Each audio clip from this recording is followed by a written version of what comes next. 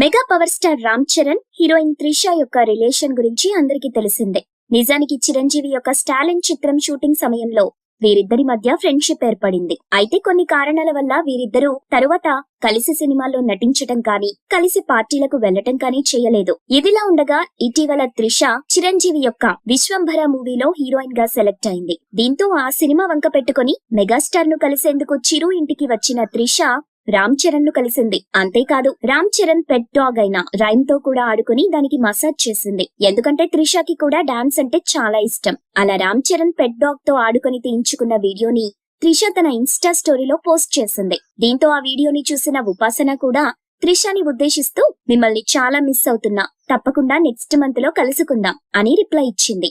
దీంతో వీరి కాన్వర్సేషన్ మరియు ఆ వీడియో ఇప్పుడు నెట్టింట వైరల్ గా మారింది. మీకు కూడా డాగ్స్ అంటే ఇష్టమో లేదో చెప్పి మీ పెట్ డాగ్ నేమ్ ను కామెంట్ సెక్షన్ లో మెన్షన్ చేయండి.